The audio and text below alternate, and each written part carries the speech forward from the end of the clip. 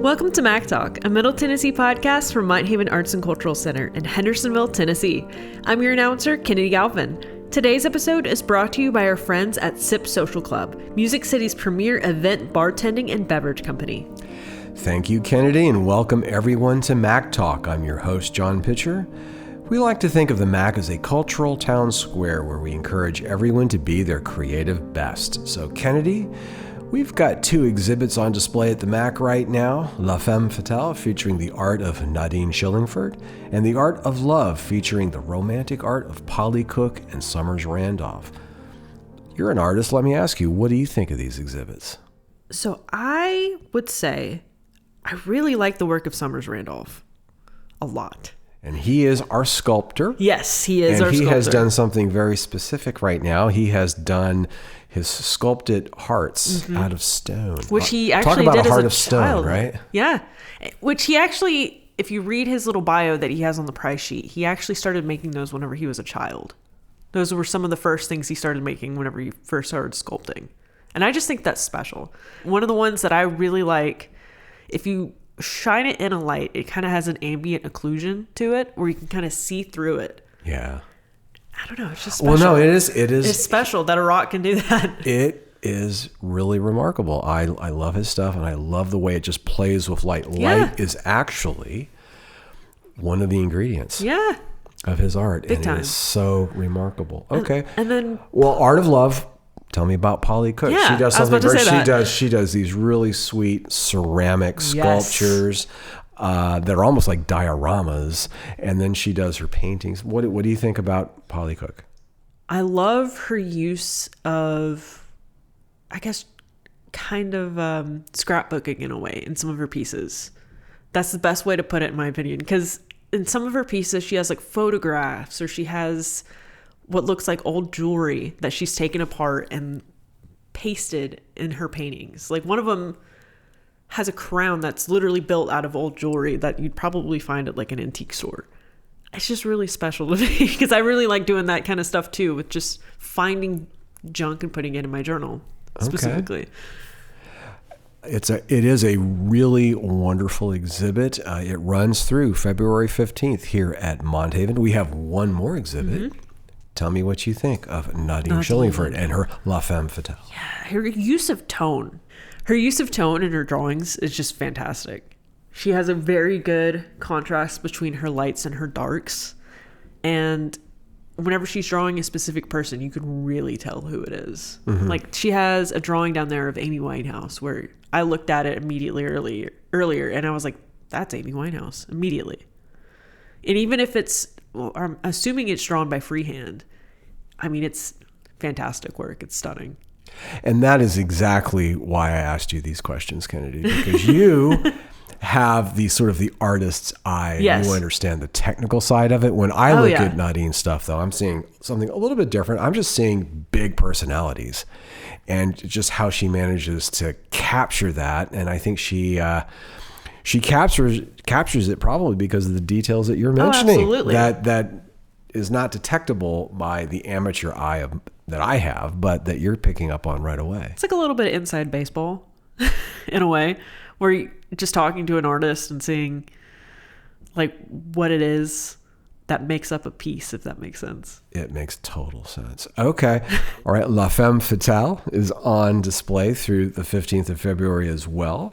And let's go ahead and introduce this week's guest. He's somebody who knows a little bit about showing art.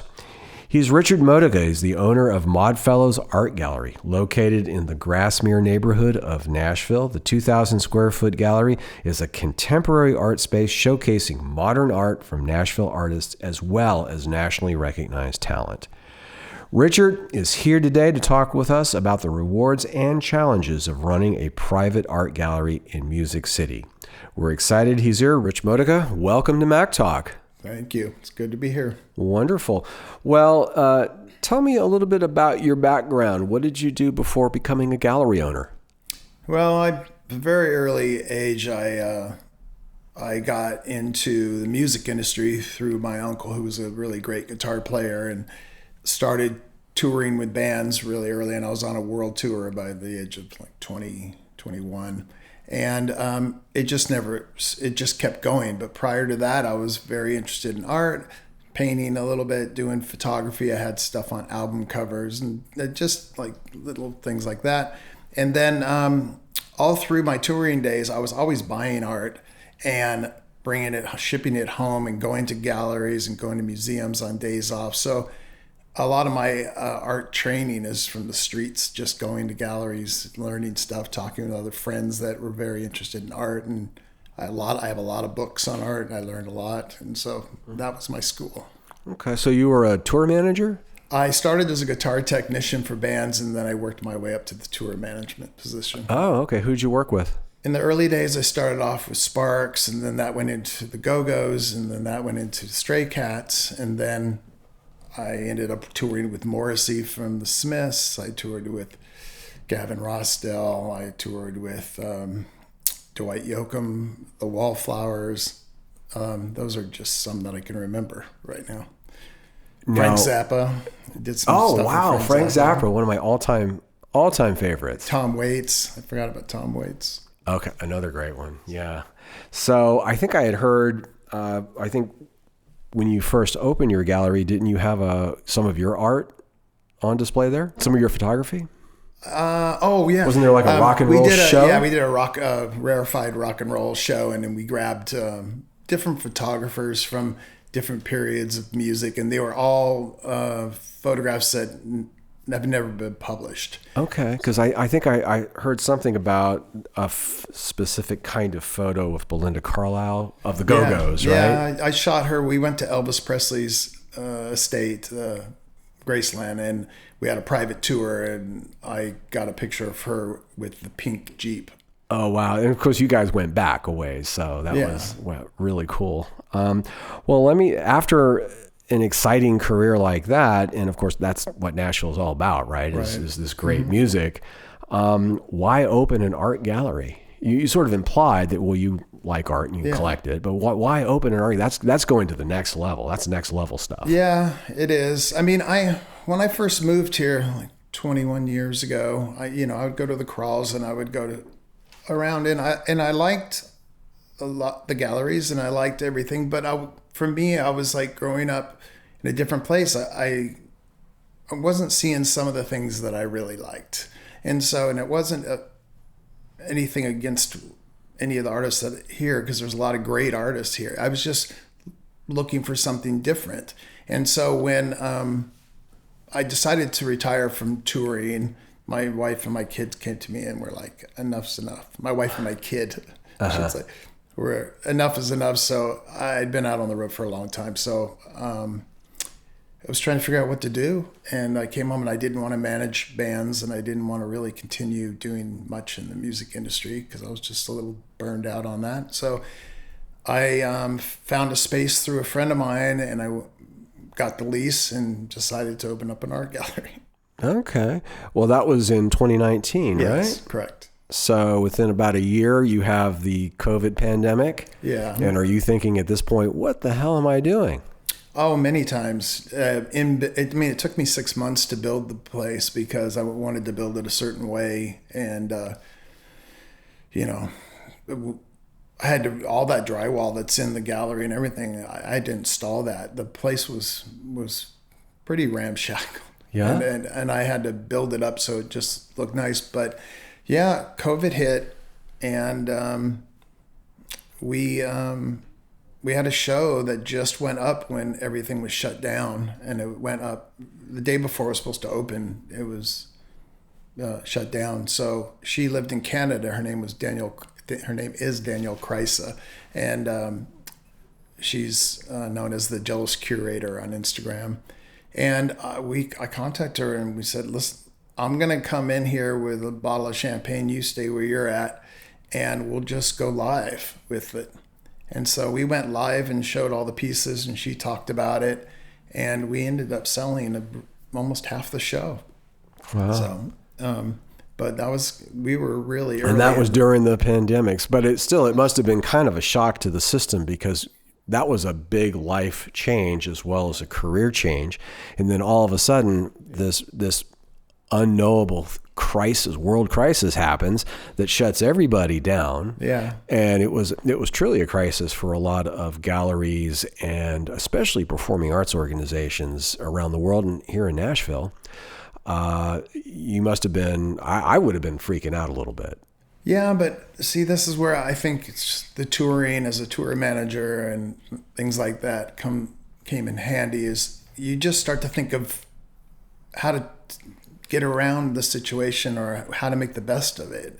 And my whole thing was doing that virtual show fast and getting it up and then just working hard at contacting people. And the funny thing is we did really well during COVID as far as selling pieces of art. I felt like the more people were home and looking at their boring walls, the more we were getting calls to have stuff shipped to them.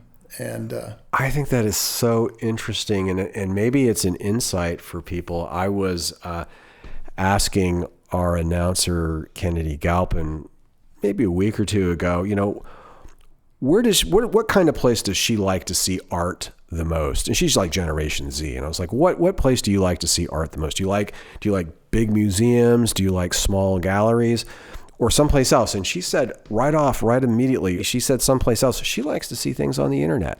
Huh. She really, she can, I guess, see all of the different kinds of art on demand, just likes to go to Instagram and see it. So I can see that might have been a fresh insight that people were getting back, 5-6 years ago, that maybe this is a viable way to show art as well.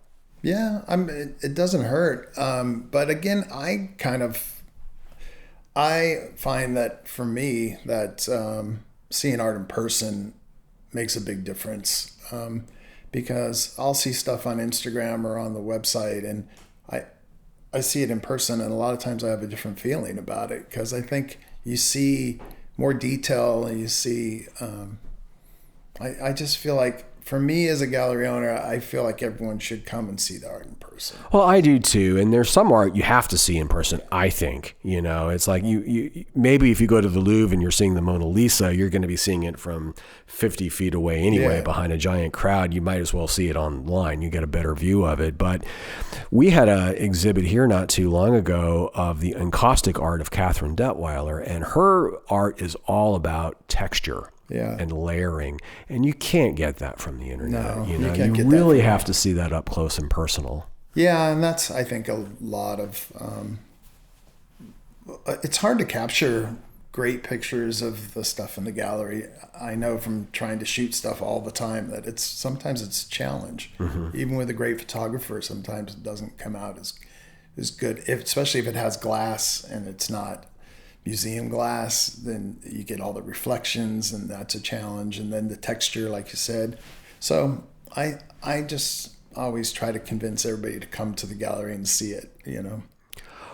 Well, and one good thing about your gallery, because I've been there and I've seen art there, and what I love about it is it's a great open space, but an intimate space at the same time. So you really do get to have a relationship with the art that you're displaying there. Yeah, I agree with you. I mean, I like it. It's not too big. It's comfortable, and I also wanted to do a gallery that wasn't snobby in the sense I didn't want to make anyone uncomfortable or feel uncomfortable where they're there. I want them to just come in and feel like they can look at the art and walk around and not have any attitude, basically.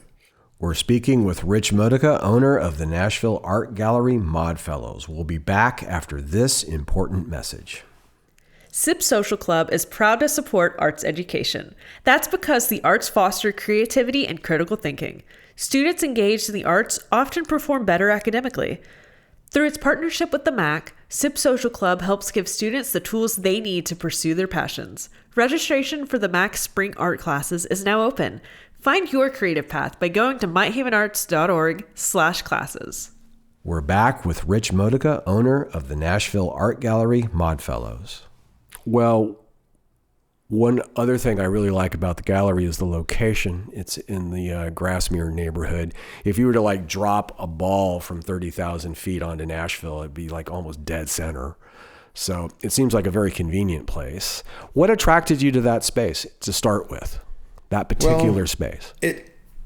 I was looking for spaces, and that a friend of mine, he makes handmade smoking pipes, like Danish old smoking pipes, makes them from hand, and he sells them all over the world. And he had a couple of these bays in this building, and he was getting rid of letting the lease go on a couple of them. And he called me up and said, "This might work for your art gallery. Come check it out." So it looked really good I liked the fact that I could have free parking there. And when we do the openings, all the businesses are gone, so we have complete free run of all the parking spots. Okay. So it's really easy. It's not complicated. You just pull in, walk into the gallery. If the weather's nice, the roll-up door's up, and it's good fun. Yeah. What sort of art did you want to showcase? What do we see when we go to Modfellows?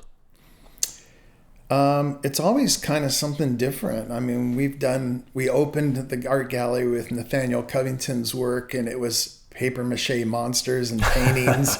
And so, which is terrific. We've done that. And then we went into a rock and roll photography show. And then we went into an art and design show, which was hand-picked mid-century furniture and rugs and artwork and stuff like that. And then we've done all kinds of stuff. I mean, regular art that's on the wall to kind of installations that were interactive, where you come in and just lay down and watch this video thing that would be on the wall. Yeah. So, well, when you opened it with your wife, right? Yeah. What did you guys say to yourselves? Well, we love art, but Nashville really needs a gallery that does this, and we're not seing that. Well, is there anything like that? I mean, is there anything that makes your gallery different from all the other galleries?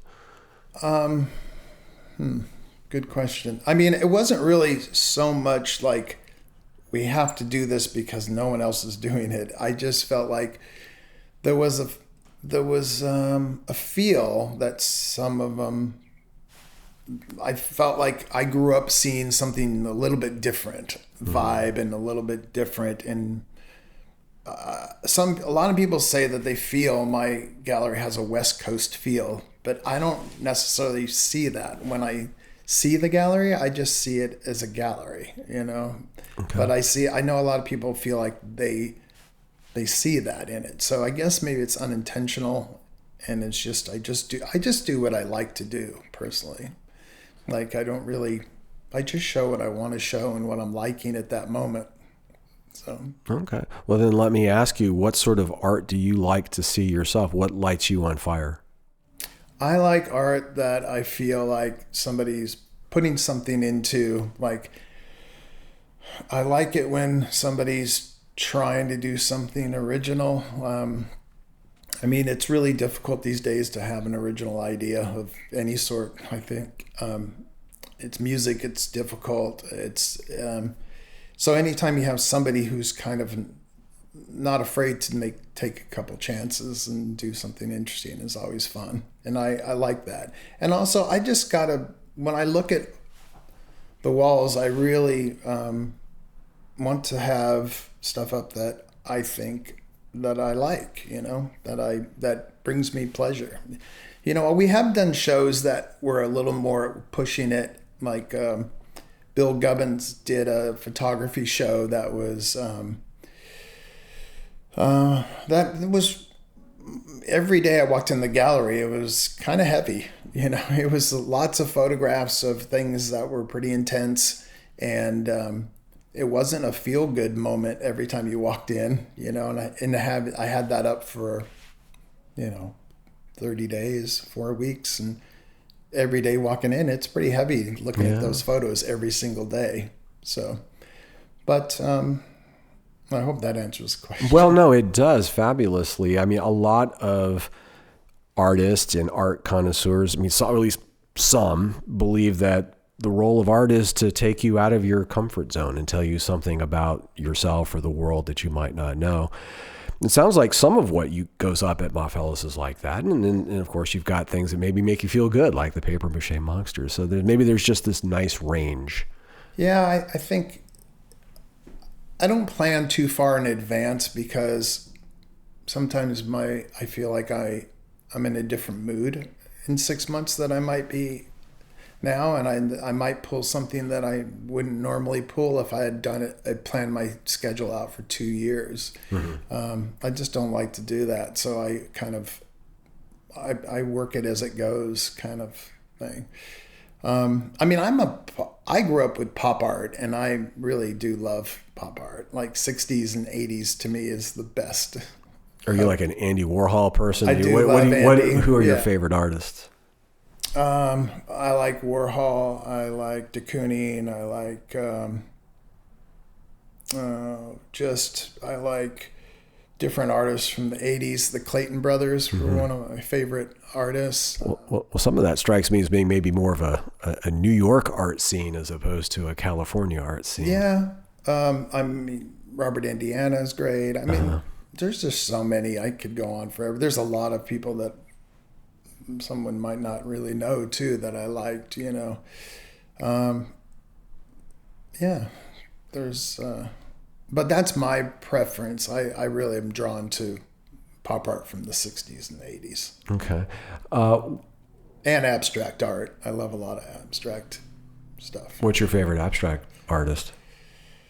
Well, I like Sarah Morris a lot. She's an artist that I think she was originally from London, and she lived in LA for a long time, and they just did a retrospective on her of Germany, and she does some really colorful, fun, abstract kind of hard edge painting and stuff like that. Wow.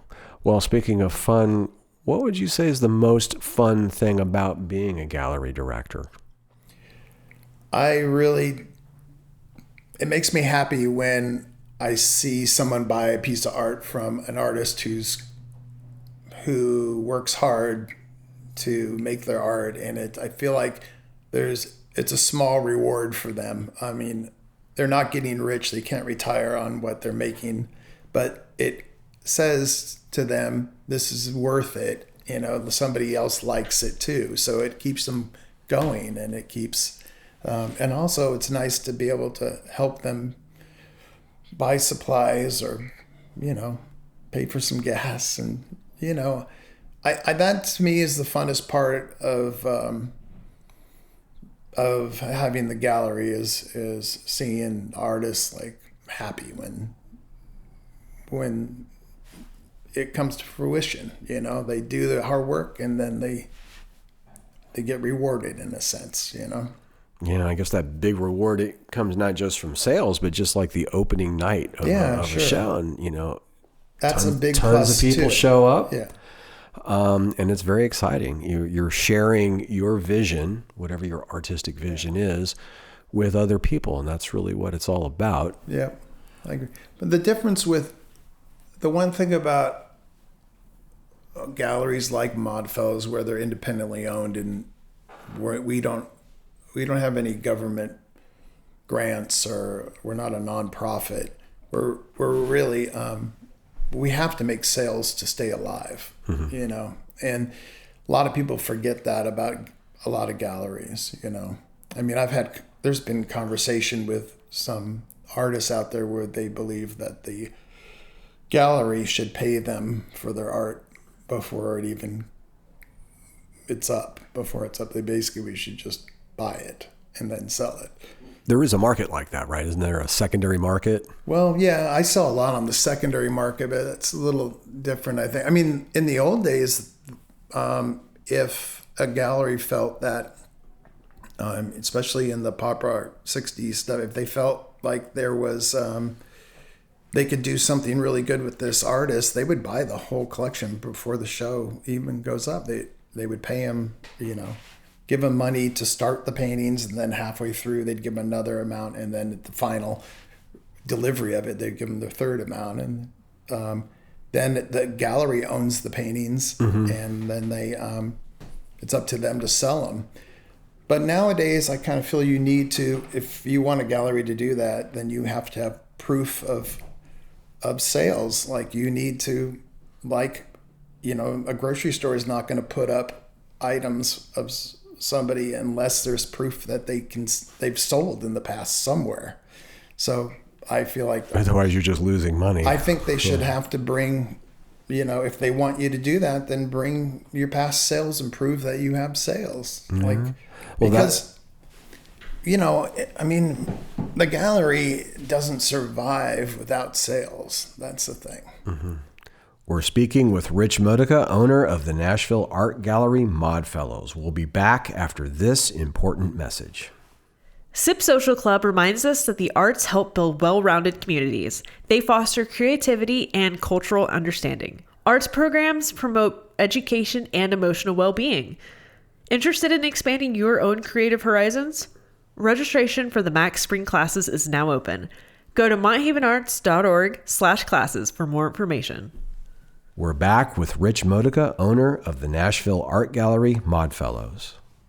Well, interesting. Speaking of sales, I was talking to the wonderful Tennessee artist David Wright a few months ago about his new book. He has a new book out on Western art. He paints, Native Americans and sort of frontiers people, historical figures. He's really into historical art, and mostly from the 18th and 19th centuries of American history.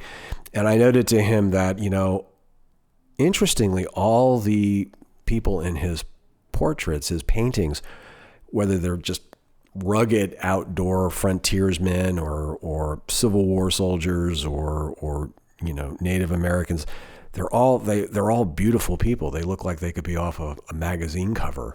And I asked him, are we just uglier today than people back in those days? Where he says, no, you got to remember, I got to sell these paintings. Right. And people don't want to buy a painting of an ugly person. That's funny. So I guess, that's part of, this whole idea that you do have to somehow figure out how to monetize your creativity. Yeah, unfortunately,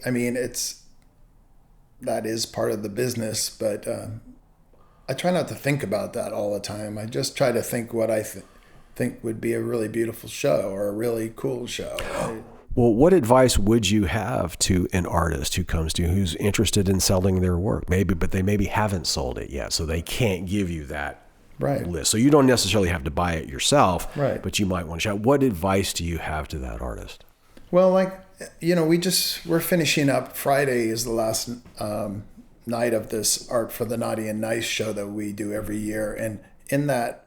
Is that like a small work show or a holiday show? It's usually grows to be way more artists and pieces than I wanted it to be. Okay. Because so many people keep coming to me asking to be put in, and I always just say yes. But we always try to focus on a few people that have never shown before. Mm-hmm. And it's interesting to me because a lot of times those are the people that are the first ones to sell in the show. And it's happened many times. And that's always a good place for a lot of artists to start with me in the gallery, is those group shows, where I can slide them in and show them, and it's a good way to see the reaction of people and see what their thoughts were. And I think it gives the artists also some maybe the nervousness of approaching a gallery or doing something for the first time, because the pressure's not on them. They can just have a piece on the wall, and then they get to bring their friends and family and then see other people admiring it. Well, so it actually provides some really nice instantaneous educational feedback, I guess, for the artist. They actually get to see what the reaction is in real time, and they can kind of calibrate from that. What other things should an artist do, just an emerging artist, if they want to get their art in front of somebody like you? Yeah. What else is a good piece of advice for them, do you think? I think that what's worked best for our gallery, and is when people come to the gallery and say hello and come in maybe make an appointment to bring some art in, or just come in and say hello and introduce themselves. And then we get talking, and then I'll say to them, well, meet me back here next week and bring some art and let's take a look at it. That's always good to, I mean, we are not a gallery that you have to go through somebody at the desk to even get to the person that runs the gallery. It's not like one of those galleries. You can come in and I'm usually right there behind the door working. And so you can, it's approachable. You can just come in and talk to us. And and I'm pretty honest with people. If I don't think it's a fit for me, a lot of times I'll direct them to a different gallery that I think maybe it fits better, or but I think people should not be afraid and just come in and say hi. So just approaching sometimes the smaller local galleries. Well, you can submit stuff on the website, but honestly, I was getting 3 submissions a day, and it's hard to keep up. It's hard to do the rest of the business when you're having to go through all these things and look at pictures and respond to them. So I've kind of asked people not to send those anymore. So for me, I think the best way is just to kind of introduce yourself and say hello, And if you don't live in town, then I guess you have to approach it differently, But there's just so much on the internet, and I have found a few artists on the internet that I liked, and I've had other artists mention somebody they like Andy King is a teacher at USN, and he's I've asked him who was looking promising over there, and he would give me a few names, and we would bring them into a group show. And so there's many ways I think you can do it. Do you have any pet peeves, things that maybe artists do that they shouldn't do if they want to attract a gallery? Interesting. Well, I find the hardest thing is just I'm trying to give these artists these kind of pre-show notes, and a lot of times I get busy and I forget to give them because I'm just thinking everybody knows the rules and thing. But my biggest pet peeve is when artists try to sell behind your back. Oh, wow. That's the thing that I think annoys me more than anything. And I feel like we should be doing it together, and there should be some trust, and we should just work together to try to move you forward. It seems like that's an important sort of rule of thumb just in general. I mean, transparency is always important. I guess coming up with intelligent pricing as well is something that both the artist and the gallery has to be conscious of. And I think obviously the potential buyers are going to be really concerned about that too. Yeah, you can lose sales obviously that might be one of the hardest things about the gallery, is finding the happy medium between what you think you can sell something for and what the artist would like to get, because every city, I feel like it's a different price range in a sense, but we're all trying to make it a level playing field. We're all trying to this gallery doesn't want you to underprice or overprice, so we're all trying to get it in the same spot, especially if they're shown at multiple galleries, because nowadays everything is out there on the internet. I mean, everyone's either on some sort of website that sells art, or they're selling on their own Instagram page or TikTok page, there's just so many places for everyone to do what they want to do. And I think if an artist, to be honest with you, if an artist can do it on their own and do well, that's the best thing for them to do. But the gallery's set up for people that want to do shows and want to try to move their career forward. Yeah. I suppose if you're already very well established and well known, it's easier to maybe do it on your own. But the galleries, I think, can maybe give you a leg up if you're just emerging. Yeah. And even there's a lot of artists that don't want to do that. I mean, they know how much it takes to try to find buyers and try to do all that. And it's a struggle. A lot of artists don't want to talk pricing with anyone. You know, that's why the gallery, our owners, you know, the gallery were always there to take care of that for you. Yeah, that is pretty important, though. And plus you can, if you don't have to think about that, you can just focus on creating your art and stay out of the other side of that. Yeah.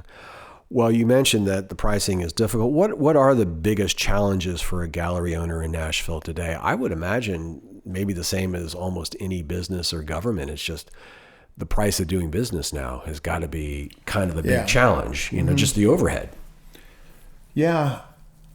It's something we all think about all the time, like how do we get more foot traffic in a gallery? Like, for instance, if you want a place that has a lot of foot traffic, it's so expensive in Nashville that I don't know how most of these people do it, you know? And so, you know, yeah, if you don't own your own building and you're renting, it's getting very expensive in Nashville. And then everything else you have to have, you know, we all use programs, we all have assistants, we all have insurance we have to pay, alarm systems, like, you know, I mean, there's all these things you don't think about, your overhead. So, and that is just a bigger headache now because of inflation. Yeah. I mean, you talk to your typical mayor and they're freaking out about, you know, the cost of materials to pave roads. Yeah. That's gone way up. Everything's going up in that. And even if I really feel that the companies that don't even really have more expenses are just jacking their prices up with everybody else to stay in. It's just, they're just aiming to make more money. Yeah. But that's the struggle. And also, the other big struggle for me in Nashville is we don't have a real arts magazine anymore. Now that Nashville Arts is gone. Paul Polycarpou. I used to write for that here and there because he was just such a genius as a publisher. It closed. What a gift. Yeah. What a gift that magazine was. I used to pick, even if it's like, he gave everyone a shot, is what I like. Now it's kind of like, if you're part of a certain clique of Nashville, you'll get an article somewhere or this or that, you know. But he gave everyone a shot. Like, and he's very European too, so he had a slightly different ethic of, you know, who could write. So he would let, as someone like me who's working here at another art museum, he would actually let me write something about Monhaven. So he didn't have to go and find some writer that he had to pay a lot of money to. Yeah. You know, so you could get more into the magazine that way. So you got a lot more traffic, which was really great. We're speaking with Rich Modica, owner of the Nashville Art Gallery Mod Fellows. We'll be back after this important message. SIP Social Club is proud to support arts education. That's because the arts foster creativity and critical thinking. Students engaged in the arts often perform better academically. Through its partnership with the MAC, SIP Social Club helps give students the tools they need to pursue their passions. Registration for the MAC spring art classes is now open. Find your creative path by going to myhavenarts.org/classes. We're back with Rich Modica, owner of the Nashville Art Gallery Mod Fellows. And let me ask you, along that thought, how would you describe Nashville's art scene? I mean, what is this city known for in terms of its art? Yeah, a good question. What's the direction of it right now? That's been a conversation a lot with a lot of us, you know.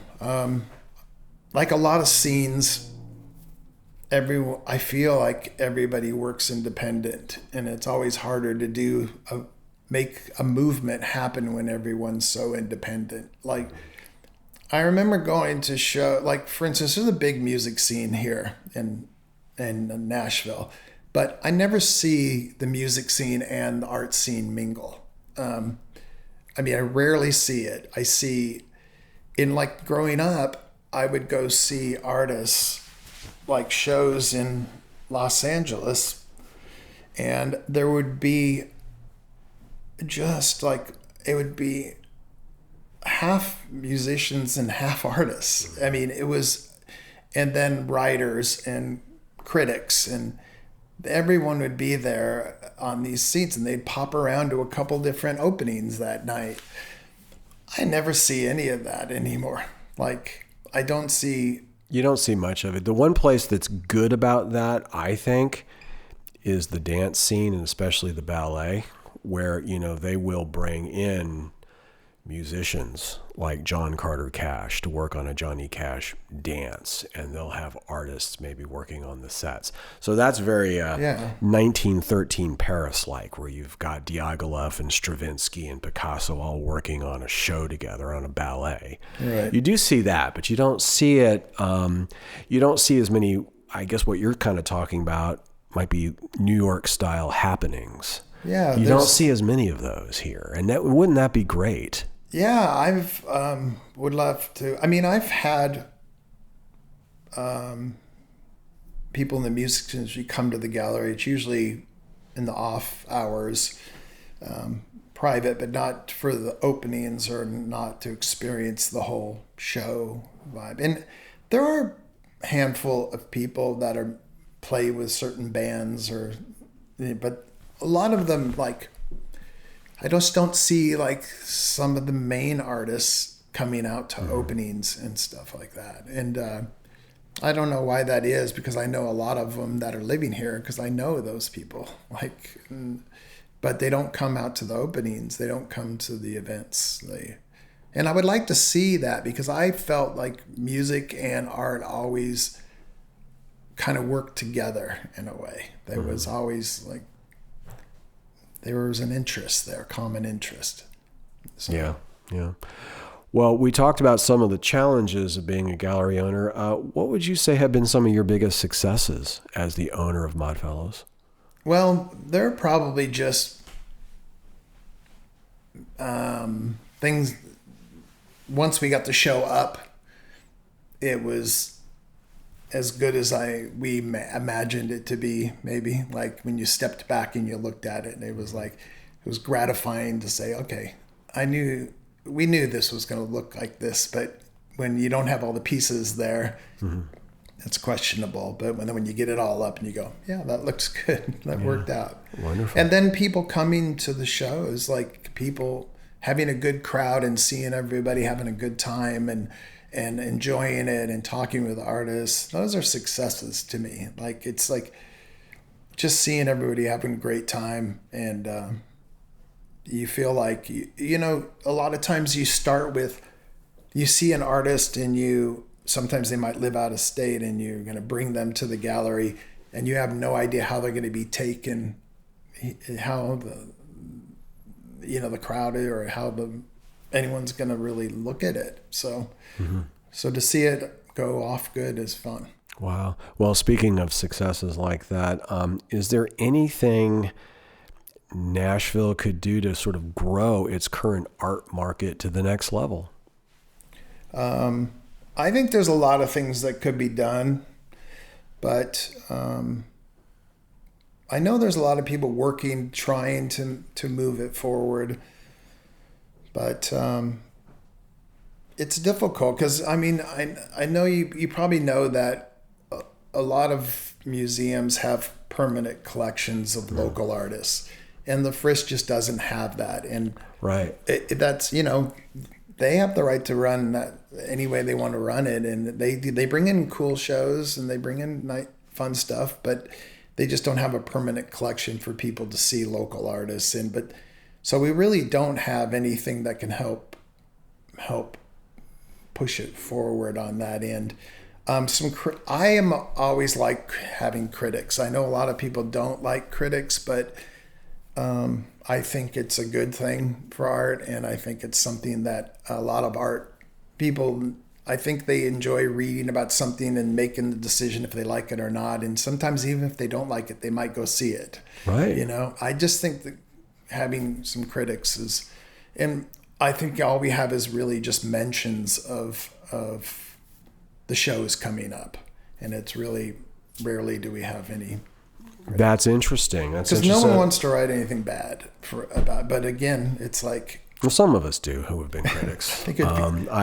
My late friend, the editor, Jim Ridley from the Nashville scene, he was infamous for being more than willing to go out to a local theater show and tear everybody apart. Oh, that's but which your typical critic can't do. But I think that people learn their critics, and they learn the critics have their certain likes and dislikes. Sure. But what critics tend to be very good at is they tend to be very good at picking what they understand as learned professionals are the shows, the music concerts, the art gallery shows, the dances that have something to say that's a little bit unusual. They're good at picking quality. You might not agree with them, but maybe you'll just know that, okay, he likes that, so I'll go to something else. But you learn your critics, and they are helpful that way. Sure.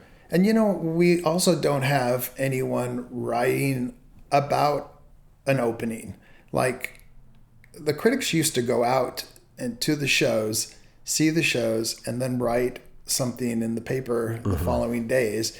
And then people would go, after the opening. If they missed the opening, they would read what the critics said, and then they would go see the show.